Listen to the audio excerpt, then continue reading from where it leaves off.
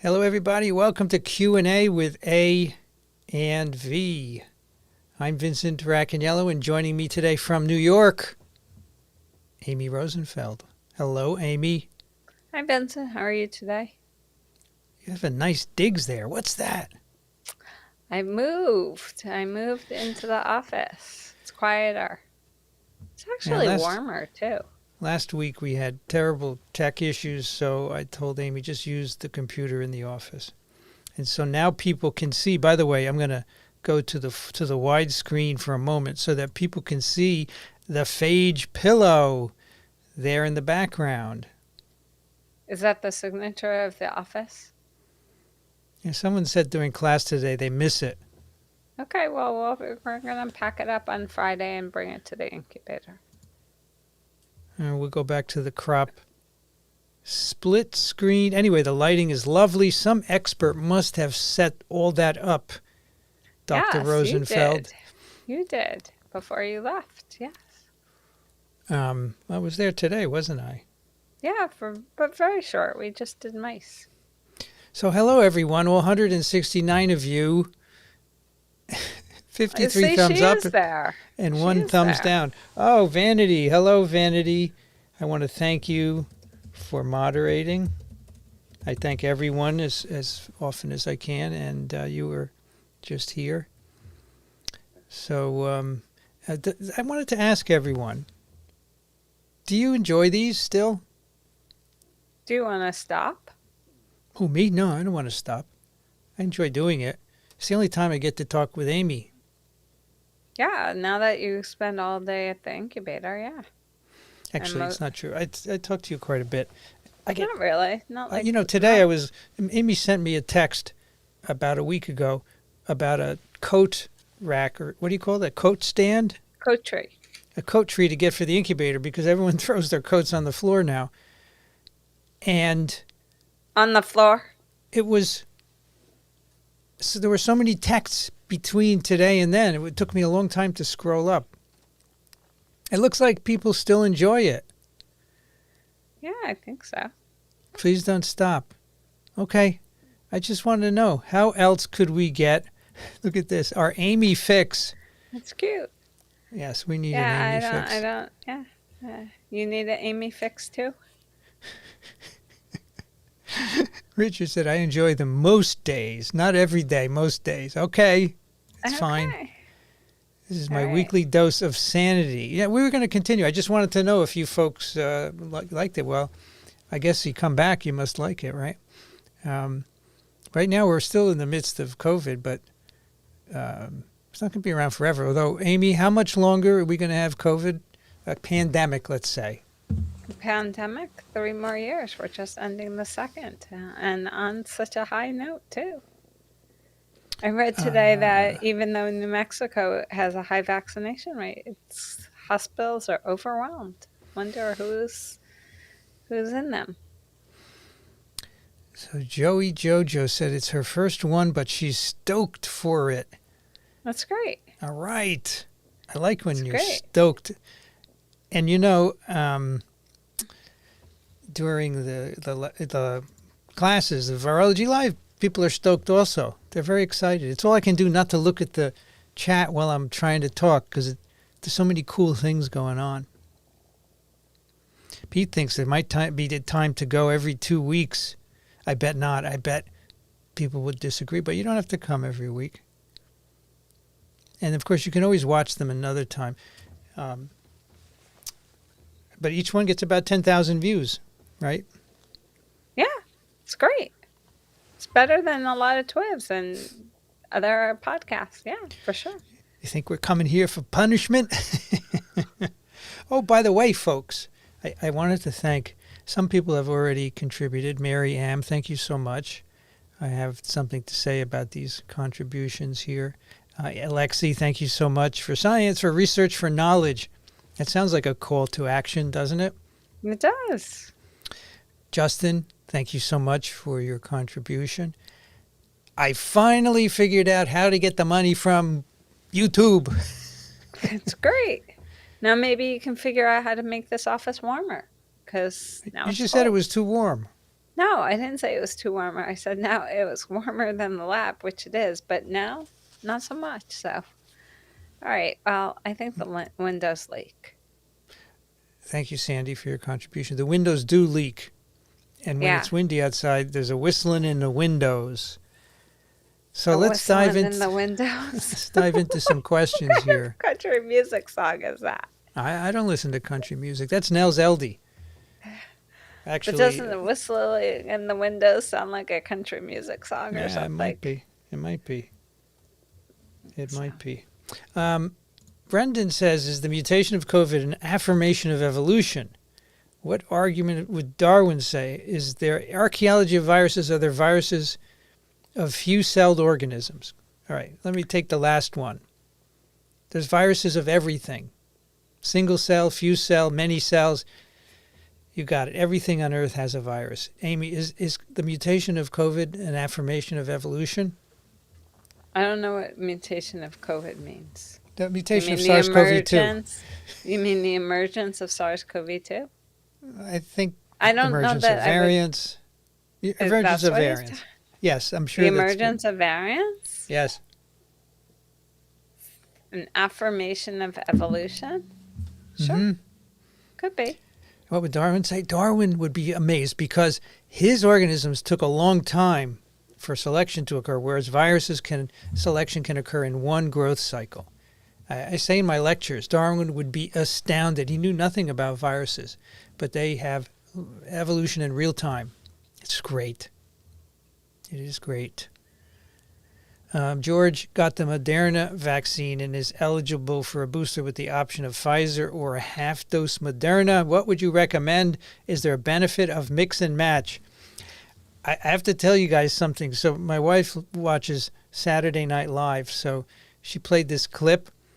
They do a fake news thing, right, where two guys are giving the news, and one guy said, the CDC says it's okay to mix and match your vaccines, and the guy looks and he goes, oh, yeah, let's just mix and match all our drugs. Sure, what the hell? Try this, try that. He was making fun of it. It was great. Amy, it doesn't matter what you get for the booster, right? No, not at all. Especially since Pfizer and Mrna are almost identical. Well, the nucleotide sequence is identical and the lipid nanoparticle is slightly different. So get any one you want. Doesn't matter. Yeah. And as I said last week, like grams doesn't mean anything. Could be exactly the same number of molecules. Can I push the second dose of Pfizer to 6 weeks instead of 21 days? Yeah, sure. Yeah, Amy is all for distance between doses. For sure. Distance between doses. Yeah. I don't know. Yeah, it might help the negative side effects. Maybe. I mean, your arm's still going to hurt when they jab a needle into it. So. Ryan is receiving immunosuppressive drugs. So Daniel Griffin would recommend a booster for sure, right? Absolutely. What's the latest thoughts on hybrid immunity? I hear nothing mentioned in the UK about it. Thankfully, I saw Shane Crotty on Twiv. So first of all, I hate the word hybrid immunity. But what do you really think about it? But what do you really think about it, Amy? It's just immunity. It is immunity. But what is this, Amy? Is it mixed infection and vaccination or mixed different kinds of vaccines? What is it referring to? I think it's referring to vaccine and infection. Okay. But I don't really pay attention to the word because I don't think it really is. I don't really believe in the difference. I think that they're snapshots and they made big papers out of them.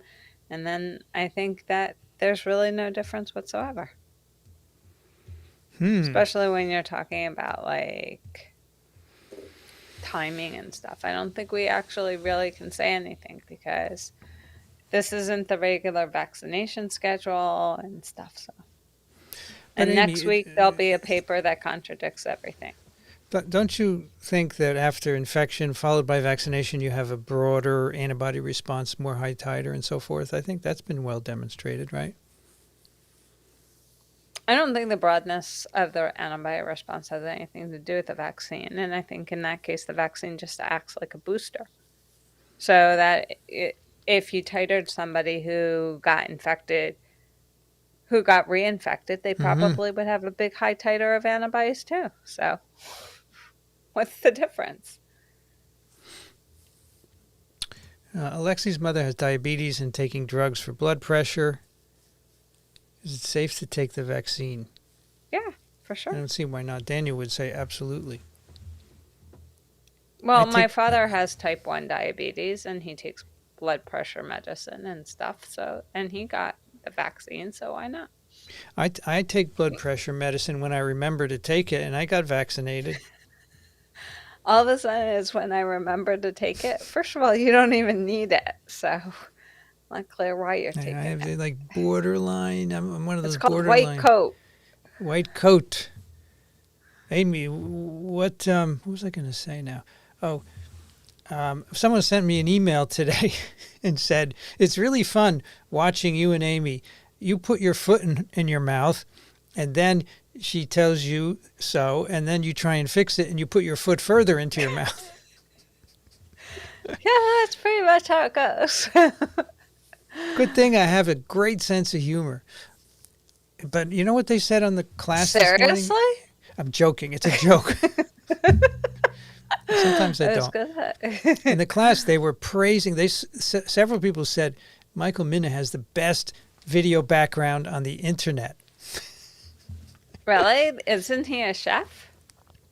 Michael Mrna, the guy who wanted to make Well, liquor there's sticks. actually also a chef named Michael Mrna who's Oh, really yeah? famous. Well, Michael has all the nice Francisco. books, nicely arranged, and little pieces of pottery and so forth. I can see where you would really like it. It's a bit cluttered, though. It's a bit cluttered. To be honest, I've not paid attention to his background. Okay, now here's a challenge. Do you agree that Delta is likely more transmissible than the original? It seems most other virologists, physicians, and epidemiologists say it is. So first of all, I don't agree. And secondly, you're wrong, because I can give you as many virologists and physicians who say it is not. So don't pull that trump card on me, Mr. Moonlight. The data is showing this hasn't emerged. Very little data in the labs, which is what you need to address this. And I will turn you to one of the greatest virology experts in the world, Dr. Amy Rosenfeld. Dr. Rosenfeld, do you think Delta is more transmissible than the ancestral virus? It's not more transmissible than the ancestral virus. And I'm not clear what experiment in the lab I'm going to do to determine transmissibility, because if I do it in ferrets, you're going to say to me, well, what do ferrets have to do with people? They groom themselves completely differently. This is where I put my foot in my mouth. So I'm just not clear. All right, I'm not going to answer that. It's better not to. I know you mentioned it. What's yours and Amy's take on boosters? So Amy and I don't feel there is sufficient scientific evidence for a booster, mainly because the protection of the vaccines against severe disease and death is still in the 90s. And the CDC has said and agreed that has not waned, at least not in the U.S. So what they're doing is anticipating that it's going to wane, but it hasn't yet. So for that reason, and I'm speaking for you, Amy, but I think I'm correct, right? Yeah, I fully agree. I'm just not clear that it has waned in other areas of the world. I mean, I don't know why we would have one efficacy here and another efficacy someplace else. Well, I can tell you that there is a study out of Israel which says it's waning against hospitalization. But yeah, I think but it's one time point and it's not well done. Yeah, I wouldn't have used it as my gold standard. I agree. I think different studies are done to different extents. They're observational. They're not necessarily done properly. Now, Frank, there's no harm to getting a booster. I just don't think it's justified. And I got an email the other day, by the way, from someone who said they're a scientist somewhere, and they said I am hypocritical and an anti-vaxxer for not getting a booster and not advocating it, which is really offensive because I'm not anti-vax. Of course, I'm the biggest pro-vax person in the world. I just want to make sure we do what is indicated. Well, the other thing is like, even though some people think that it doesn't really make a dent in the amount of vaccine if that can be distributed globally. It is pretty self-absorbed, and it's pretty much saying, I don't really care about the people who can't get the first vaccine and why I get a third vaccine. And if you know anything, the first vaccine is the most important, not the third. So I just have a kind of like a social problem with it. Is this the lady made your painting? Animal Party? Is that Jen Fallon? Oh, no, that's somebody else. I'm sorry. I thought it was her. I don't think so. Okay, Katya says, longer time between Pfizer doses in the teens, would that decrease potential side effects, such as myocarditis? Could, possibly.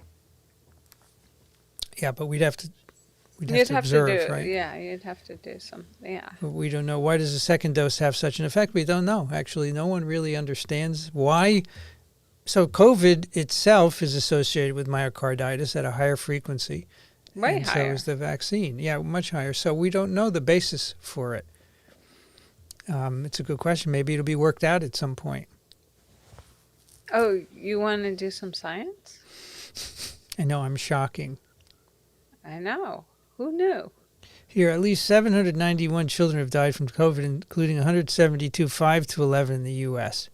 So if you're the parent of those 172, you're feeling pretty bad. So don't say kids shouldn't be vaccinated. Pretty bad is not the right word, but you and I have this discussion all the time about the English language, missing words, right? Oh, because there isn't really a word for that, right? There's a word for a child who lost a parent, people who lose spouses, blah, blah, blah. But there's no word for a parent who lost a child. Right. And why do you think that is? Because it's not supposed to happen, and it's the worst thing in the world, even though I don't have any kids. And so that's why it burns me when people say kids don't need to be vaccinated. Because if it were your kid who died, you would say, I wish I had vaccinated my kid. For sure. And there, anything that happens to children that is bad, like, you feel horrible. So I don't really quite get it. Stuart wants to know, can you please talk to how the risk profile from side effects of vaccines changes the more boosters you have to have? I guess this would have to also be compared to how many times you could get COVID. Well, I don't think we're hearing so many side effects with the booster, with the third shot. And I think we heard a lot about side effects from the second shot because it was way too close. Yep. So I don't know. I don't know why you would compare this with how many times you would get COVID.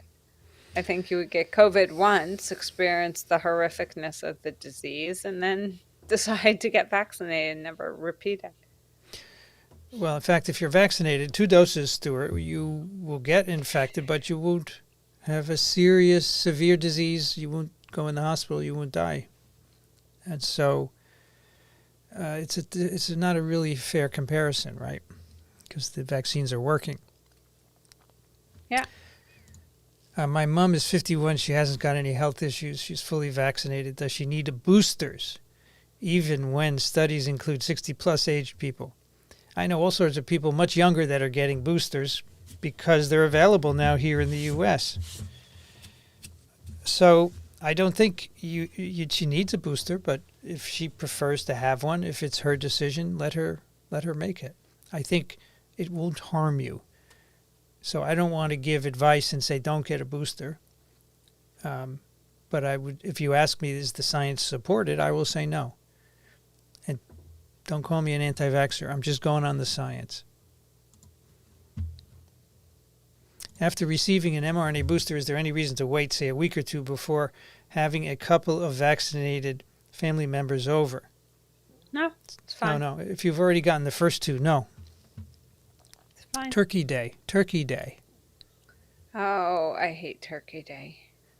And you don't even have turkey on Turkey Day, so why are you calling it Turkey Day? You have eggplant or duck. I would like eggplant, but one of our kids doesn't like it. So we're trying to figure out what to make because one of our kids doesn't eat meat. Which one doesn't eat meat now? Aiden doesn't eat meat. Since when? I thought he ate meat at your house. Yeah, he says he would eat it here, but I don't know. It's complicated. It's complicated? Having kids is complicated, Amy. Okay, Pete says, clearing out some old boxes I found in Financial Times Weekend Magazine, May 2003. Front cover is Fauci, can this man cure Sarah? A four-page profile. Very good. Who's Sarah? What did she have that he had to cure? Sounds like maybe it's been HIV or something. HIV, yeah. Maybe. I would love to have eggplant parmigiana for Thanksgiving. Oh my gosh, that would be so great. Poor Sarah. SARS-1. Yeah, of course. SARS-1. But what was it, a mistake, an error? Sarah? I guess.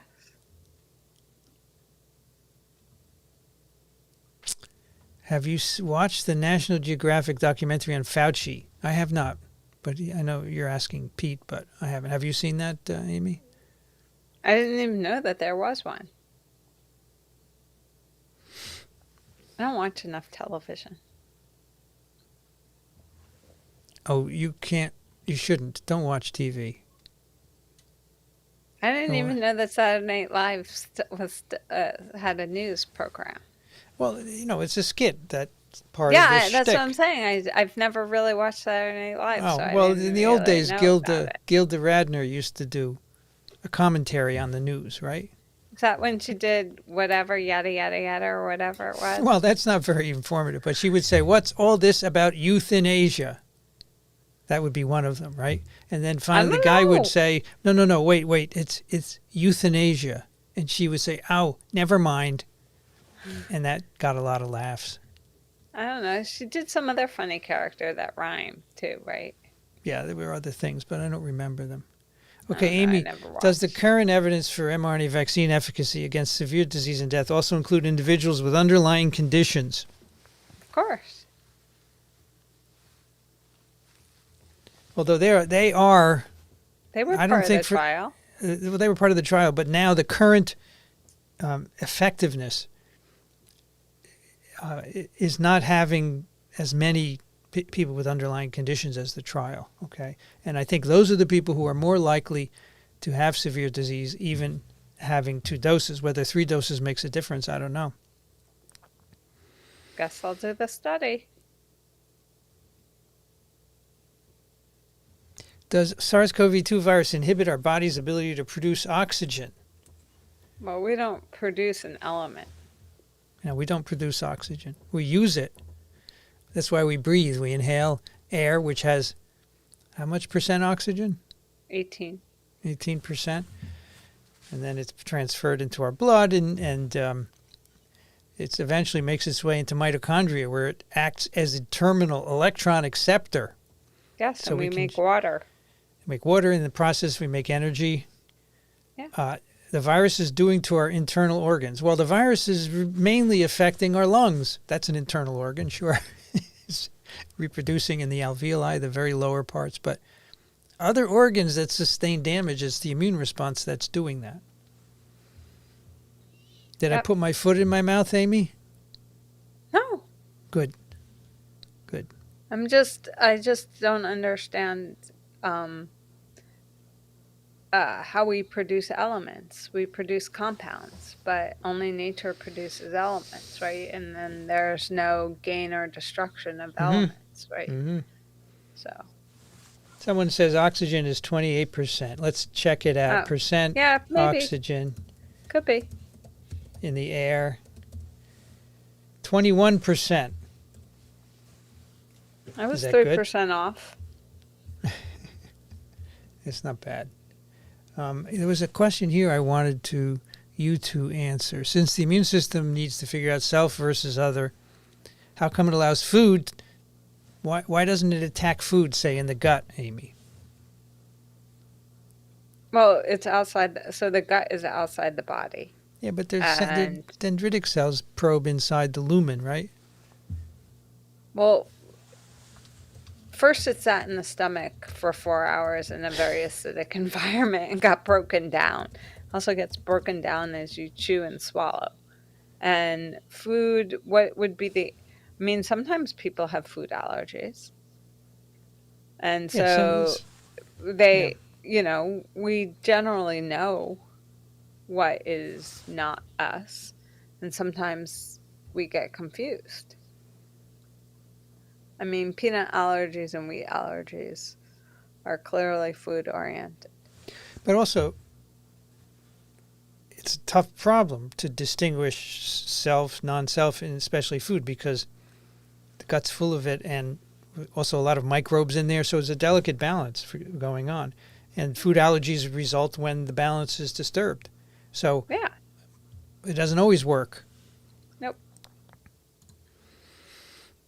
But it I'm a doesn't health attack the food, it attacks us, actually. I'm a healthcare worker in Canada. My work is providing a third dose. Second was 6 months ago. Is it safe or necessary? It's safe. I don't think it's necessary, but you could make your own decision if you'd like. Most people seem to not like our decision, although many people agree with us. Paul Offit, a vaccine expert, agrees that boosters are not necessary. Yeah. But Amy, if in 6 months we find out that boosters are the miracle drug, would you change your tune? Yeah, if in 6 months we find out it's a miracle drug, sure. Okay. We're I'm not open-minded. holding my breath. Yeah, I'm just not holding my breath. I might turn blue. Do you think it is true that vaccinated people carry less infectious virus particles, as not yet peer-reviewed research from the Netherlands has recently reported? For sure. You sent me this paper, remember? I do. Preprint. I do. I think they do carry much less virus. I mean, it makes sense, right? That's how vaccines work. Yeah, it's an abortive infection.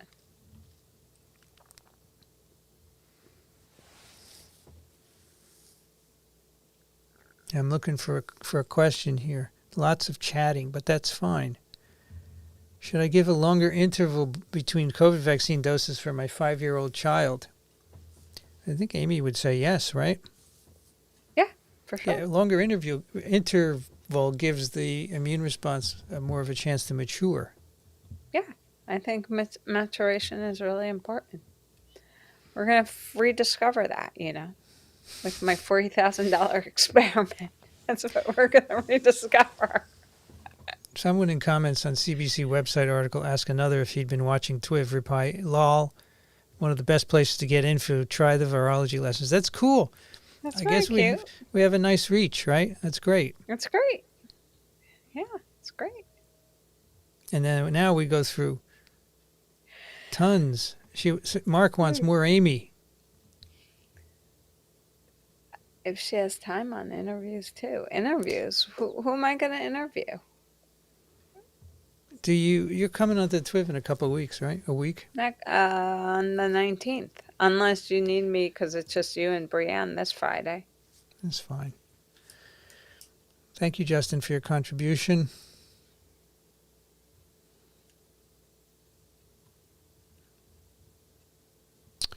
A virologist stated in an online publication that the booster could possibly interrupt the maturing process of memory cells from the first 2 jabs. Plausible? Not that I'm aware of. Yeah, I don't think so. I think it just stimulates the maturing process, if anything, yeah. Yeah, I think it's the opposite. Pandemic's still going on and we're still here. Oh, so the implication is when the pandemic's over, we won't be here still? Where are we going to go? Well, it'll be you and me, Amy. And there may be still some people. Yeah, it's fine. Oh, okay. That's good. Amy, listen, I got news for you folks. If I say to Amy, we should do this, she'll do it because she's very agreeable. She won't say, nah, I don't think so. And we'll do it if there are 100 people here. Yeah, I'm fine with 5. Are we still going to worry about loss of smell and blood clotting from catching COVID years down the road? What an interesting question. So as it becomes endemic and you just have outbreaks, sporadic outbreaks, right? Are we going to worry about these issues like loss of smell and blood clots and myocarditis, do you think? So. Yeah. I don't see why not, yeah. I was going to say, do you not, EV60 is kind of sporadic. Do you not worry about paralysis? on every outbreak, right? I mean, I worry about paralysis on every outbreak. Yeah, side effects don't go away. Well, I don't know that it's side effects, but well, I mean, I call paralysis a side effect because I don't think it's part of the evolution of the virus. No, it's not part of the evolution. Well, I don't know what that would mean, but I think it's, more severe secondary problem. By the way, folks, I meant to ask this at the top. Did you guys like Greg Zuckerman? That's his name, right? Yeah, from West Orange, New Jersey. Did you like his interview on Friday? I mean, I'm assuming you did, but I got 0 comments on it. And when I don't get many comments, I wonder if people like them. Really? Wow. I would not have guessed that he got 0 comments. Okay, Sandy said he was great. Okay, so people like him. Maybe they're so good that there's no need to comment, Animal Party loves your sweater. Oh, thanks. Okay, Colopi, here you go. Here's our student. Oh, she's the high schooler. What's the difference between a serotype, strain, and a variant? I think serotype and variant are very similar. Yeah. So a variant is, first of all, when I get sick and you recover a virus from me, that's called an isolate. If Amy gets sick with the same virus, you get an isolate from her, it's a variant because the sequence of both are different. The virus from any 2 people are different always, and they're variants. A strain would be a variant with a distinct biological property. Right? It has to be a distinct property, not just different sequences. And as Amy said, a serotype is similar to a variant, but specifically has an antigenic change. It reacts differently with antibodies. Would you say that's okay? Yeah. So there are 3 serotypes of poliovirus. I'm going to wander into some interesting territory now. Look at Amy's eyes going up. Oh, I can't wait to hear this one. So there are 3 serotypes. Let me use my other hand. I was going to say, you just have to remember that I have read in the last 7 days about 40 papers spanning from Burnett and McNamara in 1931 and Bowden and Armstrong in the 20s, all the way up to Julius Youngner and Sabin in the 50s. So just be careful. All right, so there are 3 serotypes of poliovirus. The vaccine at one time had all 3 serotypes. Why? Because if you get infected with polio type 1, you could then get reinfected with type 2 or type 3. So the immunity against type 1 didn't fully protect you against types 2 or 3, which is not to say there isn't some cross protection, but there's not enough to prevent poliomyelitis. Okay, this I like. Amy, if it were enough to have one serotype in the vaccine, they would have had just type 1, but that didn't work. They tried it, right?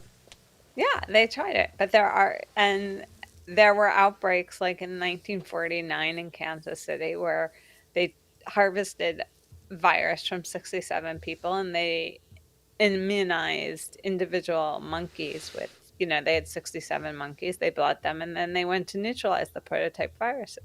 Some of them only could neutralize 1 type, and others could neutralize 2 types. But what's interesting is that not a single one neutralized all 3. So there is no single antibody that neutralizes all 3. But there are single antibodies serum. You're talking because they were just using serum. They weren't purifying antibodies, right? But even still today, A12 only neutralizes type 1 and type 2. It doesn't neutralize 3. Yeah. So even today, when you isolate monoclonals, you cannot find a monoclonal that will neutralize all 3. It will neutralize individual ones, or it will neutralize 1 and 2, 1 and 3, 2 and 3, but it will not neutralize all 3. Anyway, there's 1 serotype of SARS-CoV-2. Yes. There's 1 serotype of measles virus. Yes.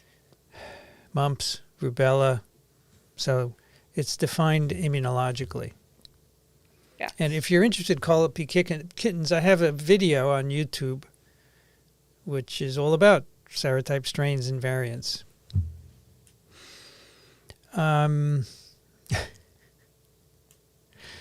This is funny. I usually feel less grouchy after watching, which is quite an accomplishment because I'm really grouchy. Good. And now a close relative of Jerome had JJ 3 months ago, tested positive, now breakthrough case, but his symptoms are manageable. Yeah, this is typical. And the J&J was probably one shot only at the time. Yeah, but so here's my problem. Is it really, like, you tested positive? How do you determine that that's just not an exposure and the virus has really infected you? Well, so one mild single symptoms. time point. Mild symptoms. Probably some replication. Maybe not. But I like this. This is actually a good point. Amy makes the distinction between exposure and infection. If you inhale some virus and it doesn't infect, that's an exposure. And right, that but might you'll that will still give you test positive because exactly. you were walking through. It's like I said to Michaela. My technician, we were discussing this. I was like, how are you going to protect yourself from exposure? Like, you go out in the sun, you go outside, you're exposed to the sun no matter what you do. Even on a cloudy day, there are still some sun rays, right? Some rays that get through the clouds. So you're exposed, right? You can't really completely, fully protect yourself, right? Yeah. But like when you lie on the beach and you put on suntan lotion and you go out and get a tan and a burn, then it's more like an infection. I think it's a good distinction. Exposure versus infection. Yeah, and so I just have a problem with these single time points and the sloppiness of the diagnosis and the conclusion. I just don't understand how respectable scientists, are so sloppy. Why 6 months is needed between prime and boost? Because that's how long it takes to start to mature the immune response. It has a timing. Why does it take the Earth a year to go? Why does it take the Earth a year to go around the sun? Well, it's different. The antibodies are different from rotational speed of the Earth, Amy. No, it's not. It's all timing. So when you get exposed to an antigen, the B cells can initially make an antibody. They rearrange genes to make an antibody, but then it has to make it higher affinity. So it has to mutate the genes and select and make sure it's high. Yeah, that still takes time. And that takes time, right? Right. To get the optimum. But you can't make it faster than what it goes. You can't make the Earth spin faster? No. You mean if we all started running, it wouldn't go faster? No.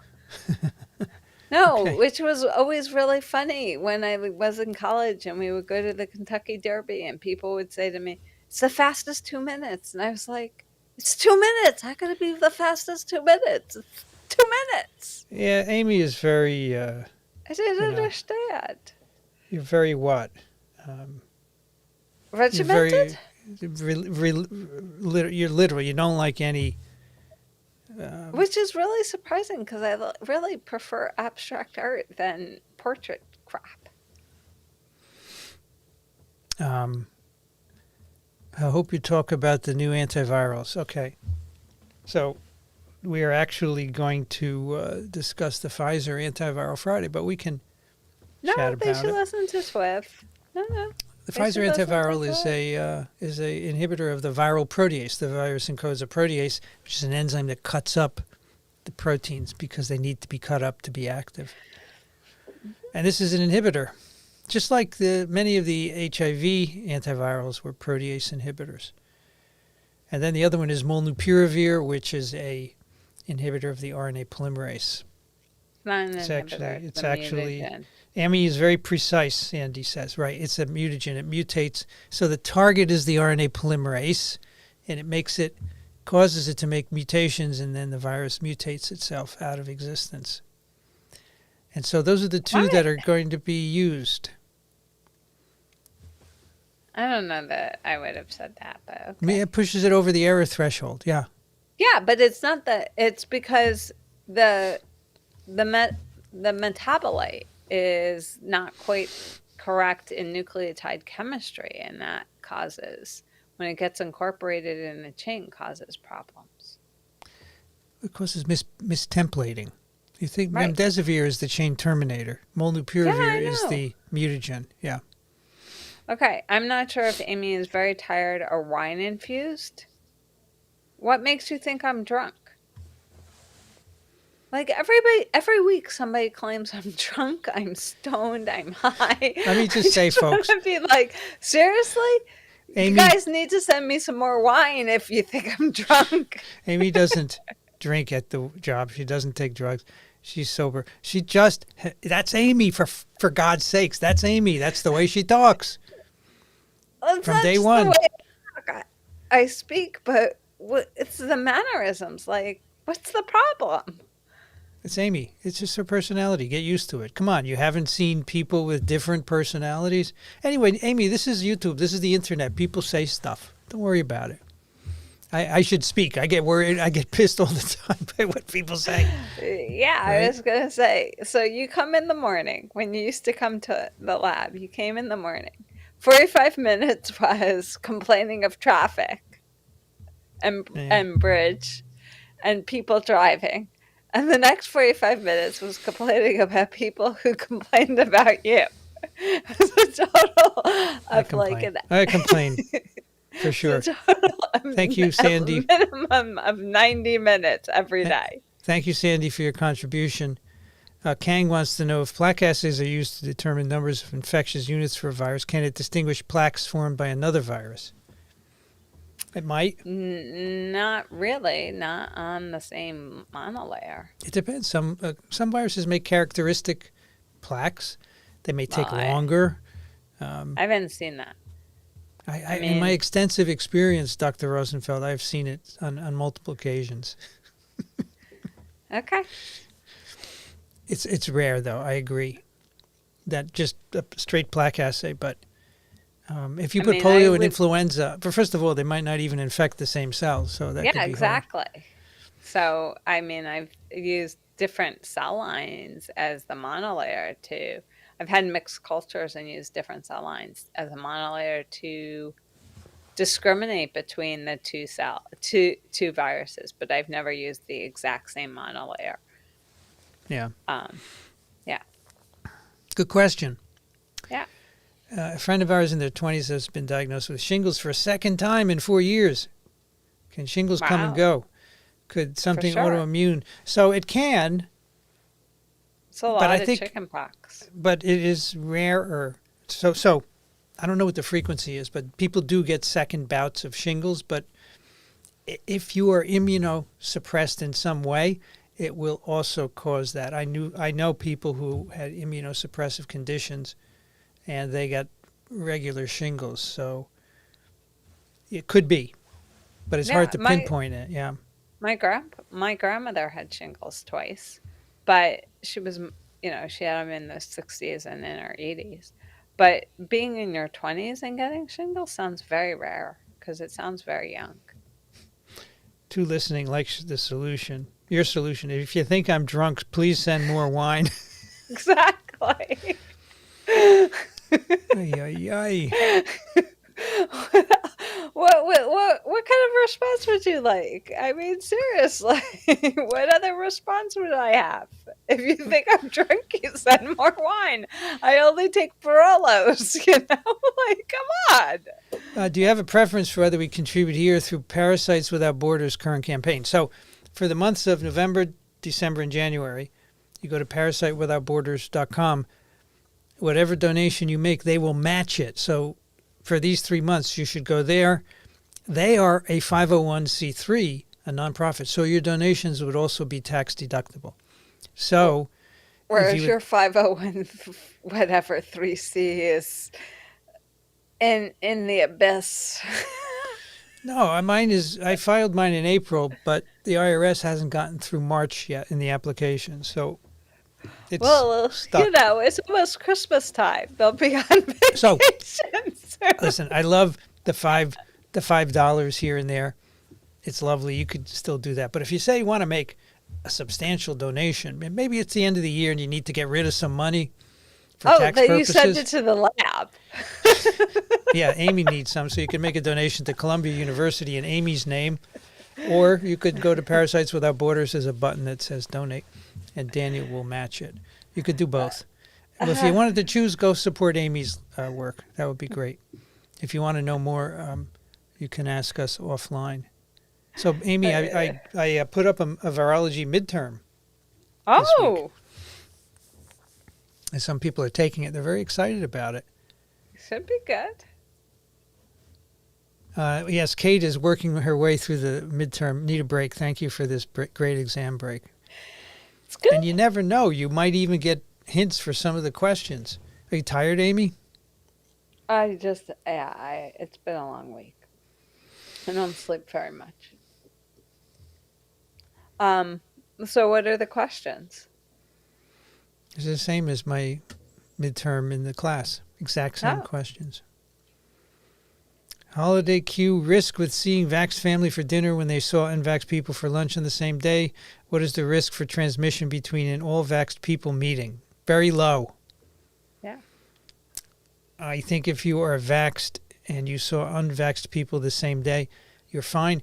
I see in New York City, Amy and I probably walk by unvaxxed people all the time because it's a high traffic situation. Not only that, but I bet you half the people that I run with say or work out with say that they're vax. Well, now they can't do it so easily because you have to show vaccine proof. But before they would say that they were vaxxed and they weren't vaxxed.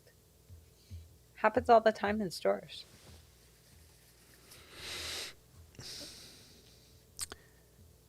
Sounds like they're going to push for boosters for everyone next week. They won't convene an expert committee. Has the data changed? Do we need boosters? The data have not changed, no.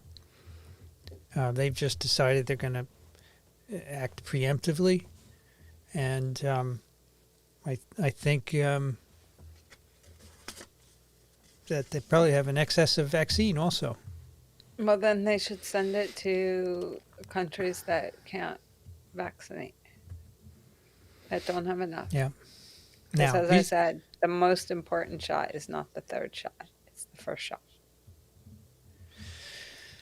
Everything evolves. Stars, planets, rocks, all life. Yes, they do. But evolution by natural selection is a feature of life. Yes, and sometimes it takes a very long time. And viruses, too. Yep.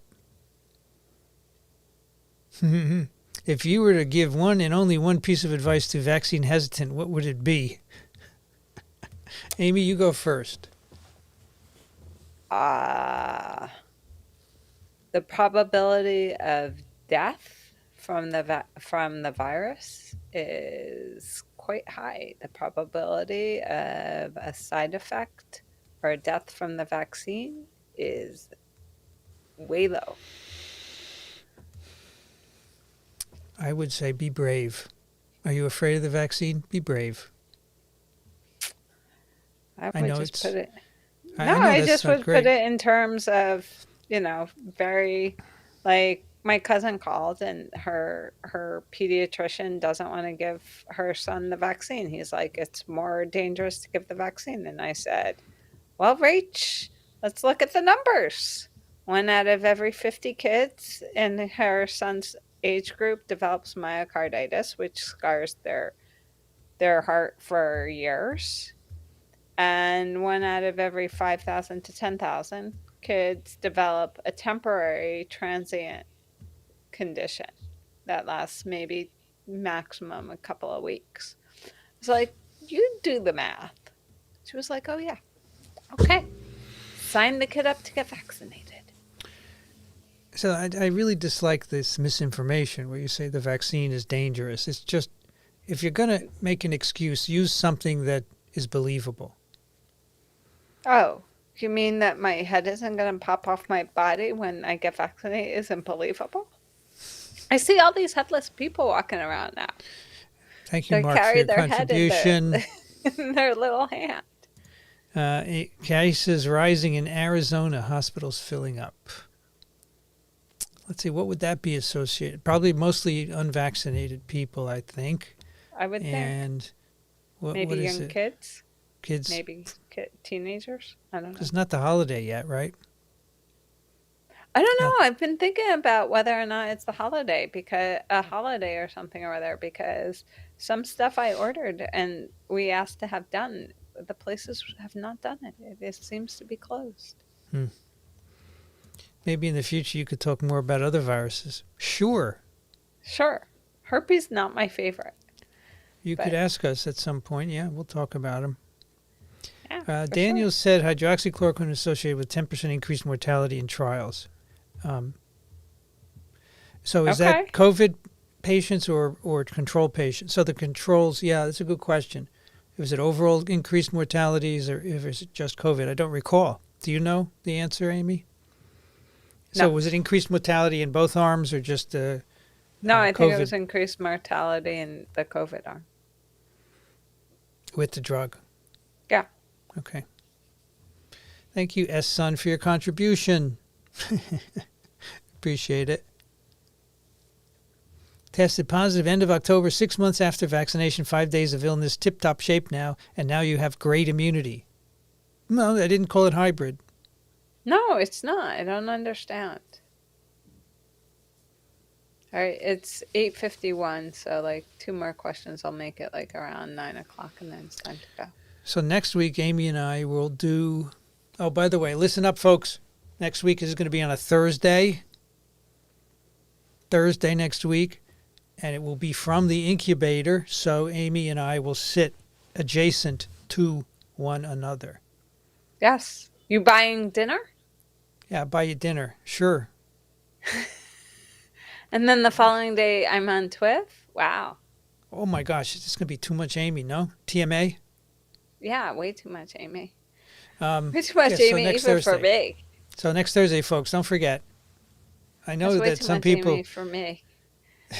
I know some people will be there Wednesday at the site, but it's Thursday. Just a one-off, not permanent. Just that I have to do something else on Wednesday. Okay. SARS-CoV-2 spike impairs DNA damage repair and inhibits VDJ recombination in vitro. Any concerns with mRNA long spike? No. I don't know the relevance of this at all, because VDJ recombination is happening in B cells, and this virus does not infect B cells. And the spike is chopped up before it gets near a B cell. So, not clear what the relevance is. What do you think, Amy? I'm confused. It's just a bunch of observations, right? I'm not even sure it's a bunch of observations or falls along the category of SARS-CoV-2 integrates into the genome, and you know how that worked out. Indeed. Yeah, not well. Didn't turn out to be correct. So this is in vitro. Notice the caveat here: in vitro, cells in culture, questionable relevance in vivo. Listen, to be fair, many observations begin with something in cell culture, then you go into people.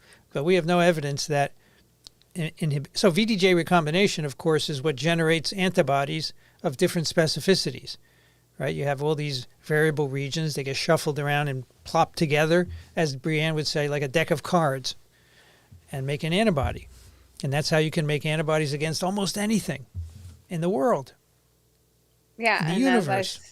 But more importantly, as I said, and there's still too much space above my head in the top of the picture, but that's irrelevant.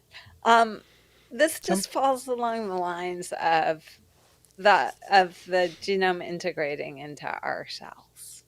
So someone would like not enough Amy t-shirt. Not enough Amy t-shirt. That's another good one. Folks, Amy has a Right Amy t-shirt. Yeah, I have two. You have two, right? You bought two. I have two, one long sleeve and one short sleeve for the winter and for the summer. It's a good idea. I'm hearing of reactivation of shingles and herpes from SARS-2 and maybe COVID vaccination. I've heard that. Have you heard it, Amy? I am not surprised, because reactivation of these viruses is induced by stress. And certainly a vaccine it will induce stress in the form of inflammation, and so will infection. I'm not surprised. That's surprising. Will you explain why it's a good idea to wait past 21 days for the second dose? And does this apply to kids? As Amy has said, this allows further maturation of the immune response and the production of more high-affinity antibodies. The longer, the better. Yeah. Remember, the second dose was spaced closely in terms of the trial because they wanted to get these tested quickly because we were in a pandemic. But now we realize we could have spaced them out. And they give you all this bullshit about why they didn't do it. Amy does not suffer fools. Well, I just don't. So you have to think these things through. And in this day and age, you have to think things through from multiple angles, right? And one of the largest angles that you need to think it through, and actually you should spend the most time on, is how it's going to be used by people who are contrary to whatever you say. Mm-hmm. And therefore, when you do that, then you come up with what would have been the right answer, right? Most of the time. It's not flawless. It's not a flawless philosophy, but works most of the time. How are vaccines reducing transmission? There are very few sterilizing vaccines. You don't need to be sterilizing. Yeah, that's right. It doesn't have to be all or none. It just reduces it to the level where the transmission is much less likely. Let me give you an example, real qualia. Would this be polio? No. Oh. This is the 80% of SARS-CoV-2 transmissions are carried out by 10% of the people. 20% of the people. So. Do you not know how to add? You reduce, and that's because the others probably don't shed enough virus. So all you have to do is reduce it below some level, and you impair transmission. Everyone thinks black or white, right? It's not black or white. It's shades of gray. Ooh, that's cool. That's a good analogy, right, Amy? Yeah, it's good. All right, one more, and then I'll be 9 o'clock, and I have to go. Could ADE happen in certain individuals on a one-off basis? What's a one-off basis? One here, one there, no pattern. Not likely. I think it's highly unlikely. If it's going to happen in one, it would happen in many, yeah. And if it happens in one, how are you going to find it? They've given the vaccine to hundreds of millions of people. One person? I mean, it's like asking, can you find that diamond on the beach, right? When was the last time you found a diamond in the sand at Lafayette? I used to find a lot of sea glass, but now there's no more because there's so few glass bottles being used. Yeah, I know. One more and then I have One to more. go. Okay. Could you please explain why there are huge differences in the studies on immunity of previously infected? CNC data very different to the numbers Israel published. Why? We talked about this briefly earlier, right? Yeah. What Amy said was the studies are done differently. These are observational studies where you don't have control groups. You're just looking at people. You pick people, and you don't always pick them. Right. You pick people who are going to sell your story. You come in basically with a preconceived notion, and then you can pick people to support it, and that's not the way science works. And then but because nobody really knows anything, if you're there first, you get the biggest publicity, and then the next person has to disprove you. It's the Phil Sharp philosophy. It's not a good philosophy in the middle of a pandemic, right? The Phil Sharp philosophy. No, don't be not right. Just to be first. Exactly. Not Amy. The good philosophy. All right. Thank you, Amy. Maybe everybody we'll talk say tomorrow. Good night to Amy. Are we talking tomorrow? Do we have work stuff tomorrow? I forgot. I don't think so, but we can always touch base. How's that? I'll be at the incubator. You can always Zoom me. Zoom you? What's with the eyes? Like I thought you'd be someplace else. I was expecting That's where I should be. That's where I should be. Yeah, exactly. Right? You should be working on the book chapter tomorrow. Tomorrow I have to fix the papers for Friday's TWIV. I have to edit Immune and post it. Then I have to read the paper for TWIM and then record TWIM at 2. So maybe book chapter later. Tomorrow's Thursday. Daniel's at 5 p.m. I have to fix those questions too. Okay. Yeah. See you tomorrow. See you Friday. Thank you, Amy. Don't forget bleeding on Friday. Okay, bye. All right, bye. Okay. Exercise helps white coat. I don't have white coat syndrome. My BP is fine. It's just borderline. I don't exercise, but I run around a lot. I really run around a lot. And I'm on my feet a lot. Carry a lot of heavy stuff. On the weekends, I'm working outside all the time. Greetings from Italy. 2:10 a.m. Buonanotte. Well, good night. It's morning. Buongiorno. We know vaccines really help against serious illness, but do we have any info on incidence of long COVID after a mild disease thanks to vaccination? So Daniel has always been saying we need data. In last session, he did say it's starting to look that breakthrough infections, not a term we like, but everyone knows what it means, after vaccination do not seem to be associated with long COVID. But, it's early. Little data so far. So I think you need to wait for more data. Yeah, when Amy leaves, then you can see my faux Stratocaster. It's a Starcaster. It's a knockoff $200 thing, which it's not very good. The fret is loose. It's hard to play, but yeah, it's red and white, This one is for Amy. What literature should I read if I want to learn about the ideal separation interval? Well, there's no ideal separation interval. Oh, you want to look at vaccines like MMR and see how that was tested. Well, I can't off my head give that to you, but if you're really interested, send me an email, Vincent@microbe.tv, and I'll get you some references, okay? My 30-ish relative is traveling LA to India, had non-Delta strain infection, got 1 dose of J&J. How should he think about his immunity? He's not interested in the booster. Well, why he's not interested in the booster, so what does he want to think about his immunity for? I think his immunity is pretty good because he got infected and got a dose of J&J. I think he's all set. That's how he should think about it. Yep, doesn't need to get a booster. Does antibody diversity have a relationship with neutralizing antibody levels?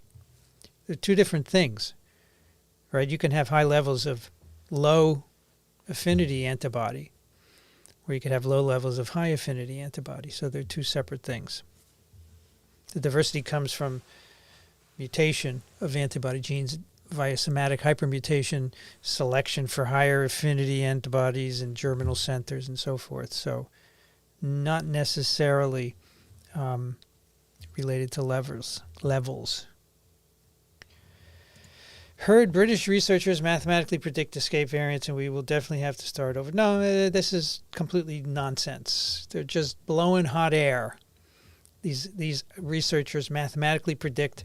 No, there's no way you can predict this. I'm sorry. There's just no way. You can make up formulas that supposedly predict something, but it's all wrong. You can't predict escape variants.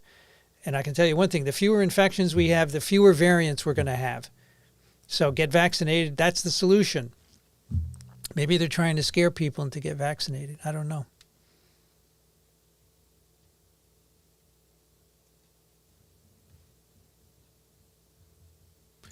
Vaccine produces a largely fixed amount of antigen. Viral load and infections varies. Does that explain the claim that infection-induced immunity is more heterogeneous?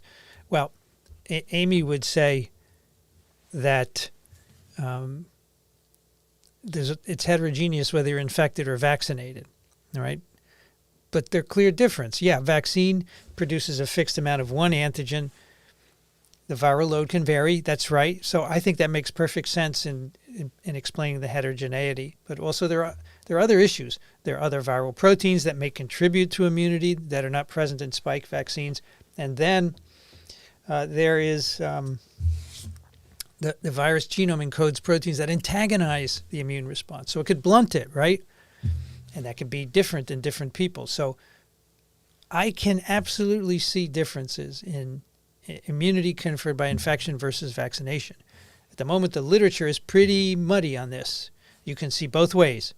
So nobody can say one is better than the other at this point.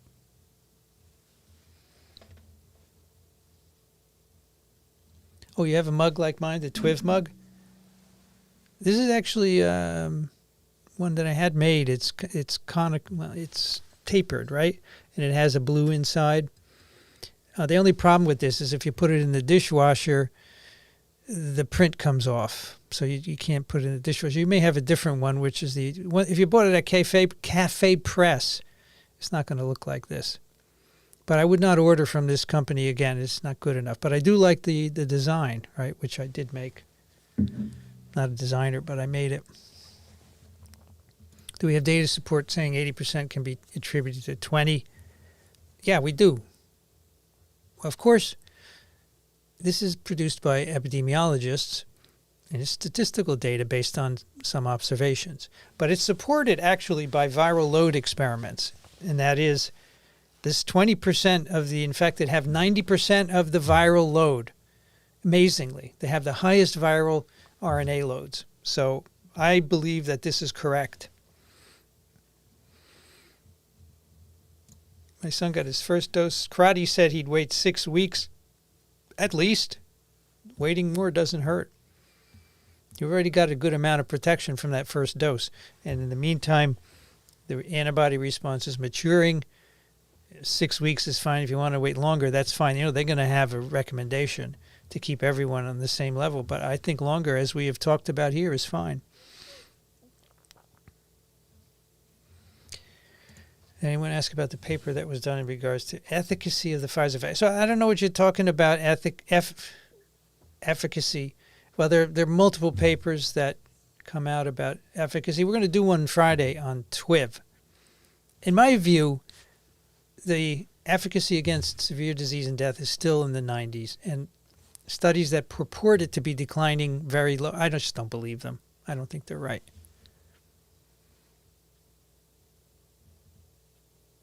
Hypothetically, what would happen if someone got the shot and exposed to COVID in the same day?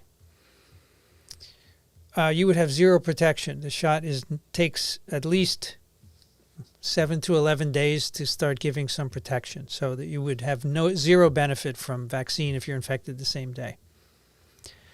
But if you're infected on day 11 and beyond, then you would start to see a difference, because in the vaccine trials, if you plot the number of cases of COVID in the vaccinated and unvaccinated group, they're both the same until day 11, and then the curves separate. You have more cases in the unvaccinated group than the vaccinated group. So day 11 is the magic day.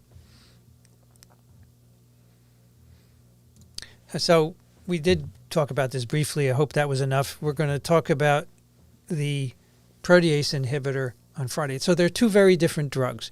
These are two perfect candidates to mix together in a 2-drug cocktail, because the likelihood of getting resistance to both is much lower than singly. Now, that's not going to happen initially, of course. So these drugs are going to see widespread use for people who test positive. You could take some pills and hopefully prevent severe disease.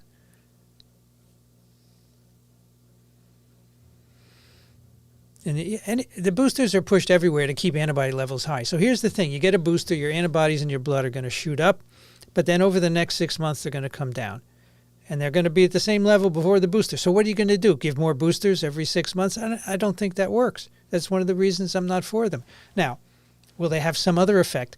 Will they make you make incredibly broad antibodies? Will they improve your memory? Maybe, but we don't know. So to base a public health decision on not having data seems to me unwise. Let's just leave it at that. I know that much of the world needs one dose, but I was offered a booster since I got J&J. So J&J people definitely need a booster because the one dose only was not enough. So that's the one situation where I would fully support that. And mixing and matching is absolutely fine. You shouldn't feel bad because J&J one dose isn't very good. Yep. is the immunity generated from infection or vaccination better in the general sense? I don't think you can conclude. I think you could pick your studies, and there have been a number of them that say one way or the other way. I think the jury's out, and we need to have more studies done. Maybe they won't resolve it, but right now you can't make a conclusion about one or the other. Oh dear, thank you for your support. And then you give me a tough question. What's the difference between transmissibility, contagiousness, infectivity, and contractibility? Ay, ay, ay. Transmissibility is the ability of a virus to travel from one host to another. So we try to measure it by reproductive index, but it's very hard to do. And it's always going to be a matter of both viral properties and host behavior, right? And the part of it that's viral is a viral property that you can measure by certain experiments. Now, Amy will disagree with that, but I think you can start to make inroads on that. The contagiousness of a virus is another word for how transmissible it is. Now, infectivity is, we don't usually use that in population terms. We use that in the cell. What is the infectivity of a virus preparation? And I would say that's simply a virus titer, measuring infectious units in some way, not PCR, not viral loads by PCR. Contractibility, and that's another one I rarely hear used. So you talk about the contractibility of a disease. Well, that is something controlled by viral properties and host properties as well. The propensity to acquire an infection. You can imagine dose plays into that, transmissibility, ability to evade immune responses, and so forth. So A&V, I don't know, Henry, what's the point of saying that we don't know squat about vaccination and boosters? You're just wrong. We're virologists.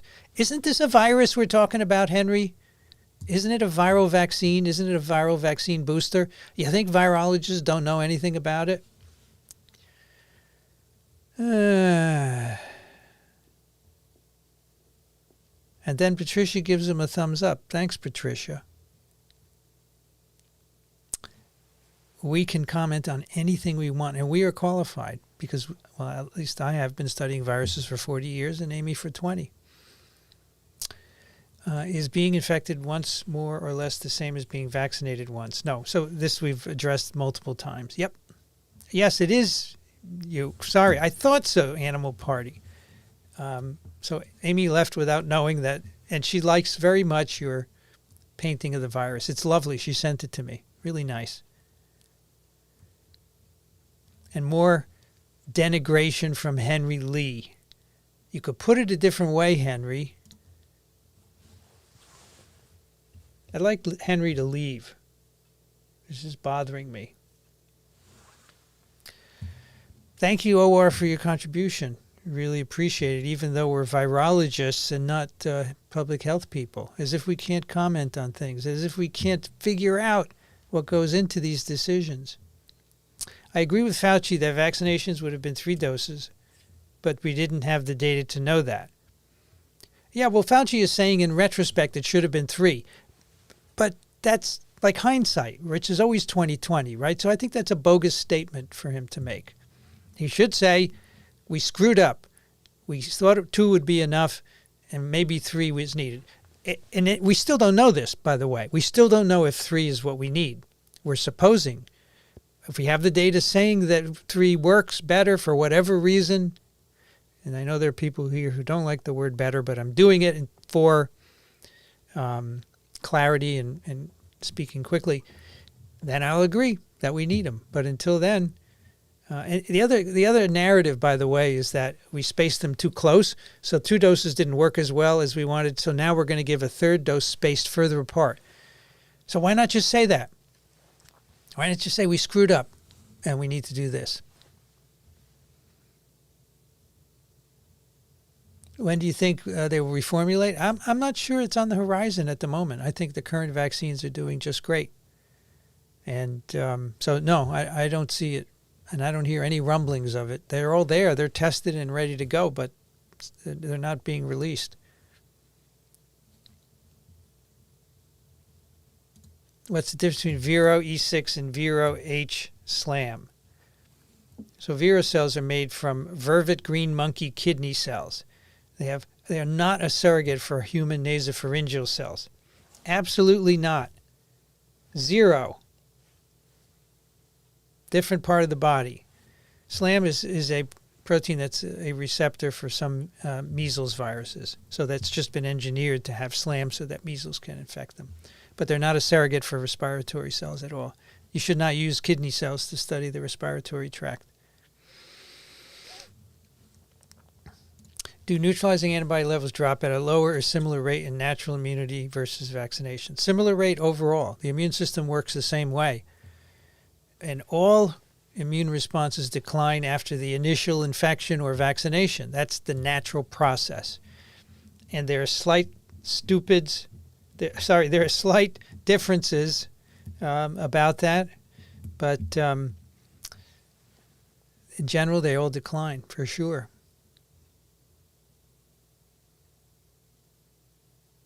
I don't think a boost of neutralizing antibodies would be a bad idea if you're going to be indoors with friends and family members. All right, so let me understand this. You want to approve a booster just so that you can be with people. And so every time you want to be with people, you're going to get a booster to do that. I don't think that works. It doesn't make sense. You're supposed to get a vaccine at minimum once a year. That's what we do for flu vaccines. I don't even think that's optimal. What about the vaccines you get once in your life and that's it? That's what we should strive for, not giving you a boost every 6 months. Shane Crowdy seems to believe that infection plus... Yeah, we've said that, Henry. We said it. We said it. And we've discussed it previously. And I agree. One infection plus one dose gives you really good immunity. It gives you high levels of antibody, and it gives you a broader immune response. The antibodies can neutralize a lot of different coronaviruses. Everyone who is vaccinated is vaccine injured. Another falsism. Totally untrue. Oh, viloma is the word for a parent that tragically loses a child. That's, thank you. Amy said there was no word, so she'll have to see that. Viloma. In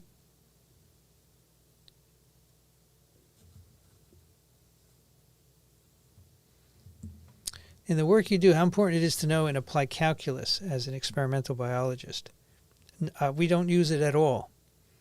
No need to in our work, although you could imagine that for certain rates you might want to use it, but we don't. Others do, but our work is relatively simple math. Will it be too risky, my vaccinated husband, to have business dinners, considering that I have 2 unvaccinated preemie twins? Yes, so that is tough because your twins are susceptible. So, the business dinners, they could all be vaccinated. There could still be a low level of so your husband could be exposed, as Amy would say, and just have virus in the nose and bring it home. Kiss the babies, right? So I would be very careful with that, especially preemies. Any information on B T-cell memory cell duration differences? Well, a paper has just come out. So the problem is you need to go across papers because they're not comparing them all in one paper. So as far as I can see, both vaccination and infection are giving equivalent duration of B-cell memory. T-cell memory less well studied. But, you know, in every episode of TWIV and Daniel's update, we have all the references in the show notes, and that is a treasure trove of papers for you to look at.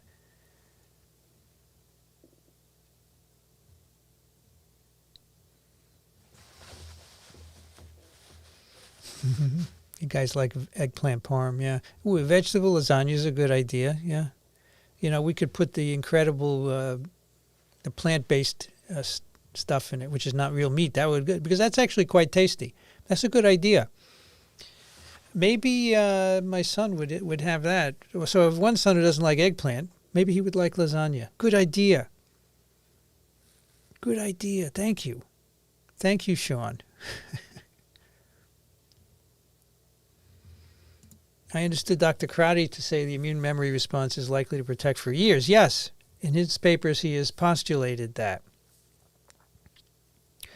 It depends what you're talking about protection against. If you're talking about protection against infection, no, you will get infected because it takes a few days for the memory response to kick in. And in that time, the virus can reproduce to low levels and give you, as what Amy has called an abortive infection. You may get mild symptoms and signs.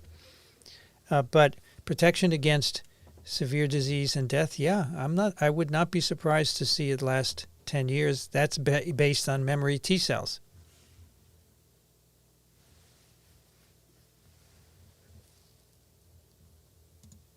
Nature article about flies spreading COVID-19. Yep. Zero reality there. Yep. If a vaccinated person gets infected later, aren't they as likely to experience long COVID or myocarditis as anybody else? No, it's a different situation, right? The immune cells are different levels, and it may play into that. So this has not been studied. No, it's still too early days, but presumably there will be some studies on this in the near future. Joey, you love our interactions. Yeah, we have an interesting interaction. You should see us at work when we argue about stuff. Well, it's not so much fun, but I think that's part of the interest. And here, when it's just me, well, you just get questions answered and me being cranky now and then.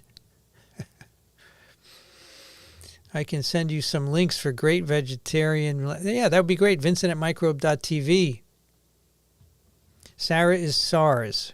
The S next to the A.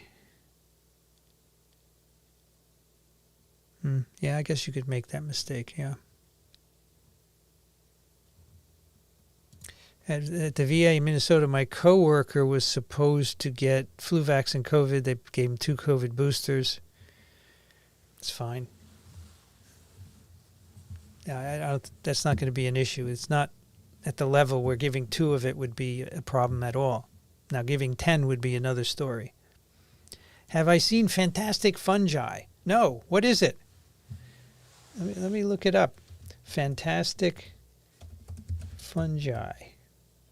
A film by Louis Schwartzberg on mycelial connection. Wow. That's cool.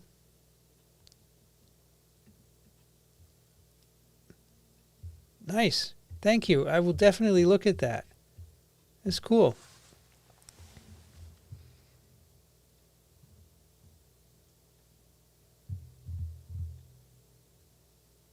Can you comment on plasma linoleadyls or potential biomarkers for severe COVID? I can't. I haven't seen it. But you know what a biomarker is, right? Something that's associated with infection or some aspect of infection that may not be directly involved with it. But I haven't seen it, no. You make a mean eggplant parm.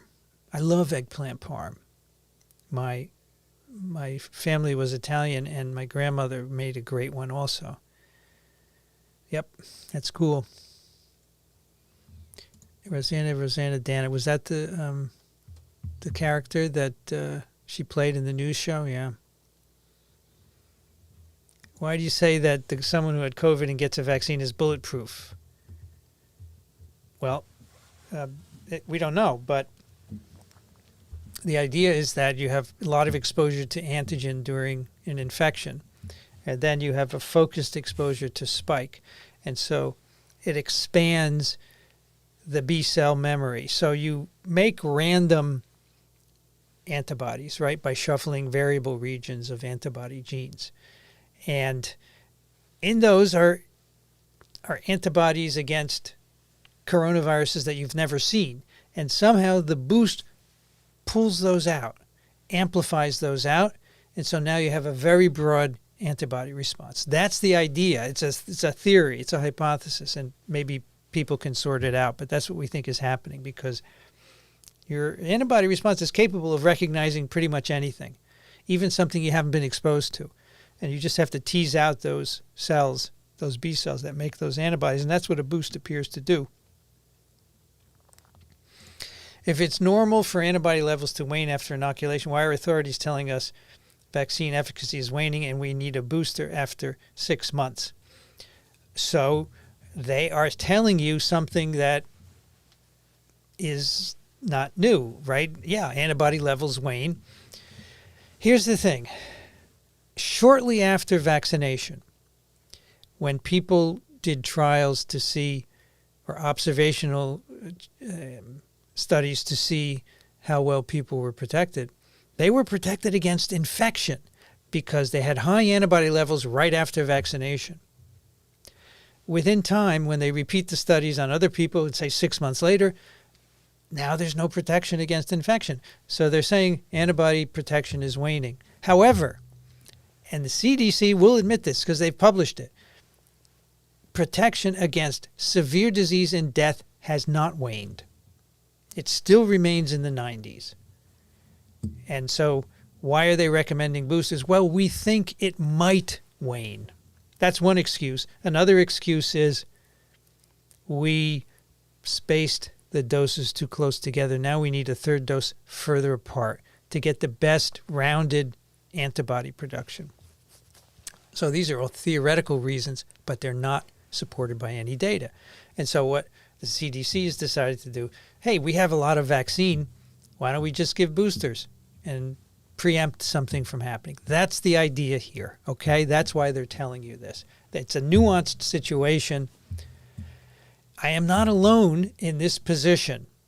Paul Offit, who sits on the committee that reviews vaccination practices, completely agrees that there's no scientific basis for vaccines. Okay, so he's a vaccine guy. So if you don't want to hear it from a virologist, listen to a vaccine guy who says the same thing as me.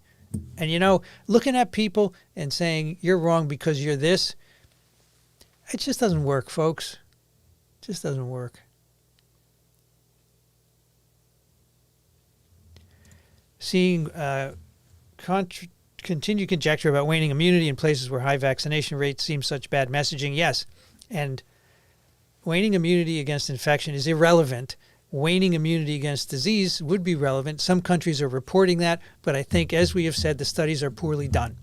The populations are not selected correctly. When you do an observational study, you just pick people and enroll them in your study. There's no control group. And you can have confounding effects, other things that you don't know about that influence the results. And they're very hard to pick up. And many of these studies are confounded. And I am not the only one who says that. You happen to hear it from me because I talk a lot. I'm publicly available. Do you think it's inevitable that we all will get coronavirus? Yeah, I do, but I think you won't even know it. You won't even know it because it will be asymptomatic or a mild infection. So even if you're vaccinated, yeah, you could get infected. I should do an antibody test on myself. I have periodic PCR tests. They're always negative. I'd be interested to see if I ever did get exposed and have an antibody response. The only external organ is the skin. I don't think so. I think your intestines are considered topologically external, right? They're exposed to the environment. Your respiratory tract, your alimentary tract is open at both ends. It's a big tube open to the air, whether you like it or not.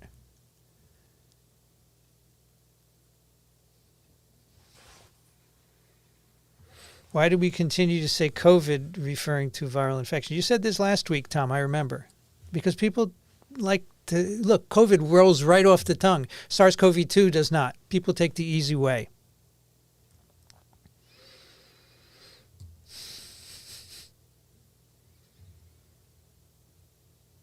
What do you think Pfizer's response to the recent whistleblower about their vaccine trial will be? I don't know what their response will be. But I think it just needs to be investigated. And believe me, the the FDA will investigate it. They take these things very seriously. So we'll see what happened. Yep. Boy, we're just getting to the oxygen stuff. Oh my gosh.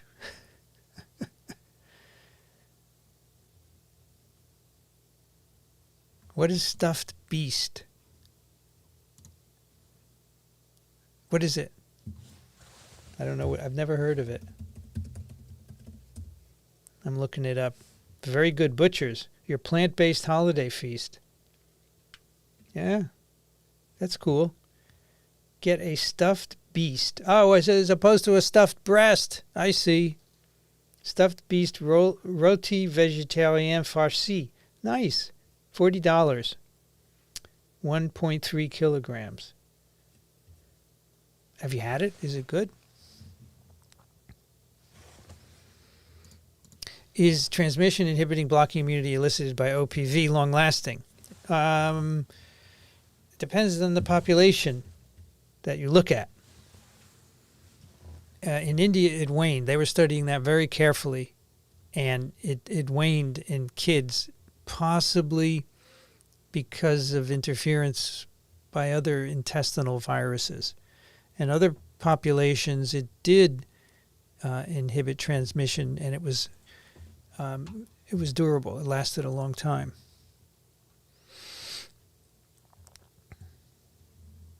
Would Brianne Barker be interested in doing a regular live Q&A? I don't know. You'd have to ask her. Maybe she'd want to come on and do one with me now and then. I don't know. I really don't know if she wants to do that.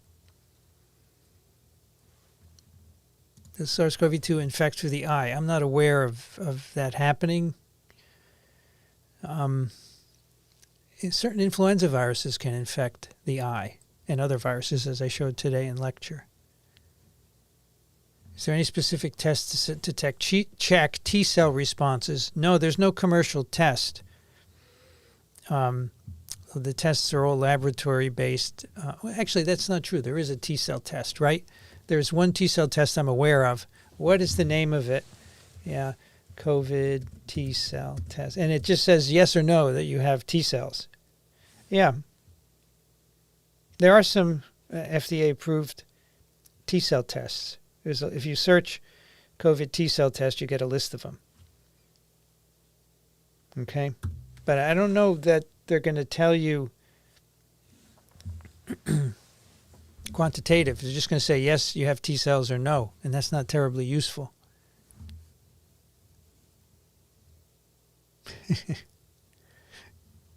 Two thumbs up for egg parm with a green salad, olive oil and vinegar dressing, a side of pasta. I love pasta with olive oil and garlic. It's great. I do like it. I mean, I'm a big fan of red sauce, but boy, aglio e olio, wonderful. Aglio is the garlic, olio, well, it's oil, right?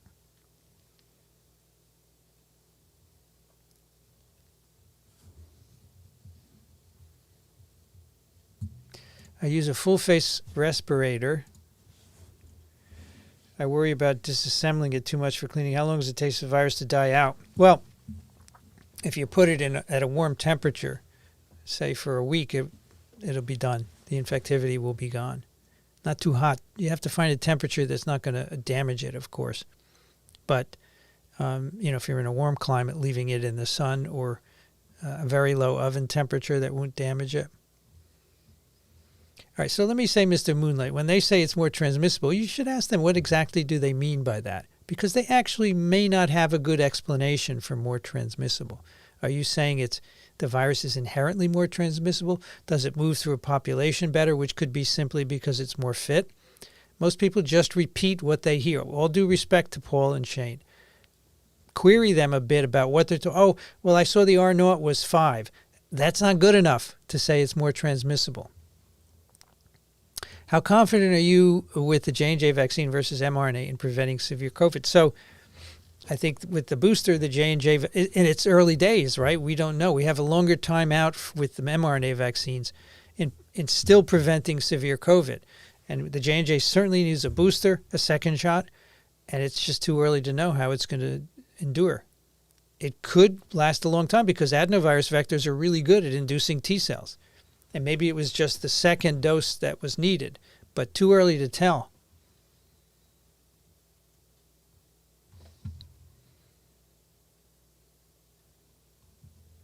Mix match. There's no problem with mix match, and that is actually what Daniel Griffin is saying. Mix match is A-OK. If you ask Amy what makes her happy, getting her grants would make her very happy, and I don't think I'd be too far off on that, as Mark answered right next. Vax versus unvax have the same quarantine time when infected, 10 days. When do you think this changes? I think it shouldn't be that long for vaccinated people. It is based on data which is not right, which says that vaccinated people can transmit, but I don't think they're correct. So when is it going to be reduced to like 3 days, which is really the time when they stop shedding enough to transmit? I don't know. It should be already reduced, in my opinion, and I think Daniel Griffin would agree with me. Is the protease being inhibited by the Pfizer drug needed by cells for any healthy processes? No, it is not. It's a virus-specific protease. However, the question is, would that protease inhibitor inhibit any other cell proteases just by chance? And the answer is probably no, because there are few side effects, right? But, when you get into many, many more people, millions of people, maybe you will see things you didn't see in smaller numbers, and that may be related to what we call off-target effects. But so far, it looks like it's specific for the virus protease. Can you talk a little bit about fitness of a virus? So fitness of a virus is simply the ability of the virus to spread in a host population, and not just transmit, but to move through the population. And it's not just moving from one person to another, but the entire population, right? And displace. So if a more fit virus will displace a less fit virus. Survival of the fittest. It's the same thing as Darwin's theory. And so what controls virus fitness? Many different things can control or regulate fitness. It could be transmission, the innate ability of a virus to go from one person to another. So does an infected person infect 2 people or 4 or 8, just based on viral properties or not? Very hard to determine. The virus could reproduce faster. It could reproduce to higher levels. It could evade immunity. All these things would make it more fit. Influenza viruses vary every year. Variants arise, which are more fit. They displace previous variants, and that is one of the reasons why we have to make a new influenza vaccine quite often, because those variants escape immunity. They escape antibody immunity. Not completely, but enough to cause more disease, more severe disease. So that's what we do with flu. We look at antibody levels because we know they are a correlate of protection against severe disease, which we don't know yet for SARS-CoV-2. And we make a decision based on that. Those are variants that are more fit. They are never, ever called more transmissible by the influenza virologists. Yet, if you look at the patterns of displacement of previous variants for flu, it looks exactly like the pattern for SARS-CoV-2. And if you tell this to an epidemiologist, they'll say, Racaniello, you have no idea what you're talking about. And that's just a way of deflecting what is actually true, that we don't know anything about transmission. Now, which is not to say we won't know, but we're not there yet. Okay.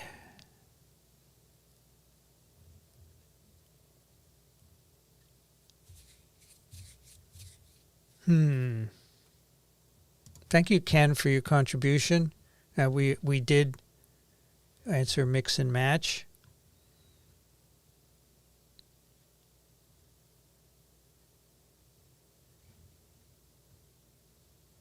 Offit is happy to boost over 70s. That's fine, Pete.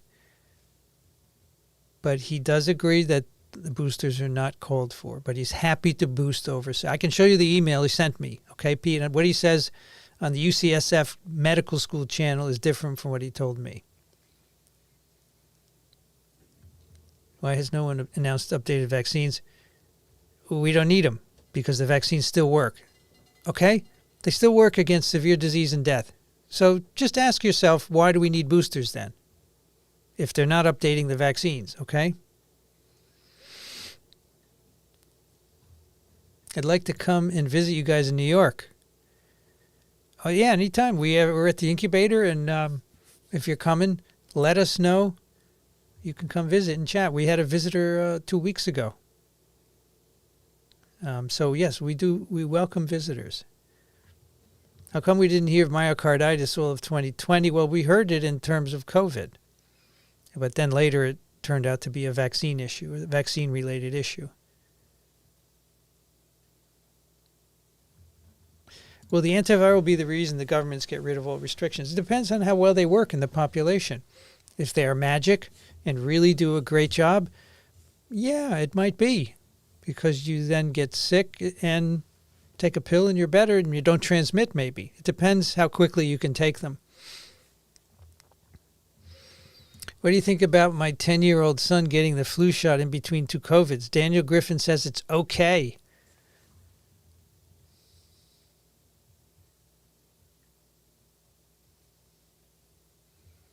All right, Craig. Everyone liked Greg Zuckerman. That's good. I'm glad to hear it. If the variants are different, how can we be sure it's the same viral family? Well, you look at the genome sequence, and you can arrange it by percent identity, and over a certain amount, it's clearly the same virus with just scattered changes throughout the genome. It's hard to describe. I'd have to show it to you. So SARS-CoV-1 is clearly different. It's 80-some% identity, has different properties as well. But the genome sequence really tells you that the variants are very similar. You know, there are only a handful of base changes amongst them.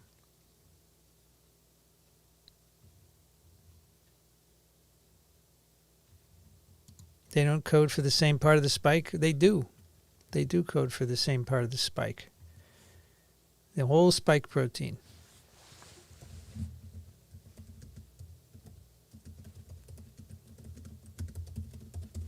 I've been saying that for a long time. And I don't know why she says that.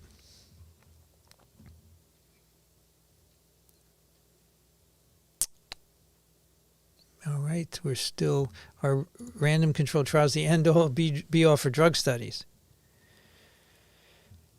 I think so, and I think Daniel Griffin would agree with me as well. But not everyone agrees with that. Some people think that, yeah, case control, cohort studies, but the FDA won't approve them. The only situation is where, well, you can do off-label use of a drug that's already approved for something else, right? But usually the FDA wants some kind of a trial. You know, remdesivir got EUA based on previous data, but then eventually got a proper trial.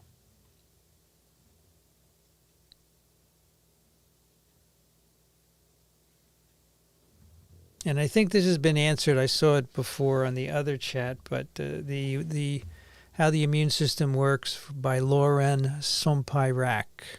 That'll get you started. Are there any particles smaller than a virus that we can't see that might affect the behavior of the virus? So you're talking about a virus-like particle that's smaller than a virus? I'm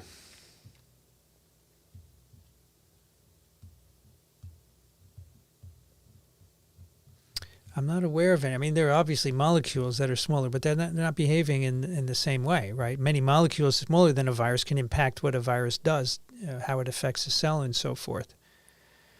So antibodies are much smaller, right? And they can affect, but I'm not sure that's what you're talking about, that, right?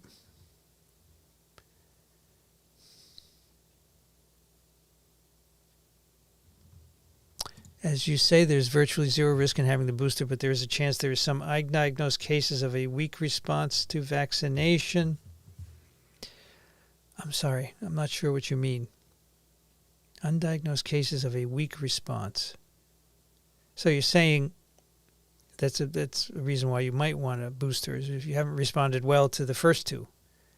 Well, that's the case for all vaccines. So in that sense, then you'd need 3 doses for all of them. And we don't. But it may not be what you're saying, so I don't know.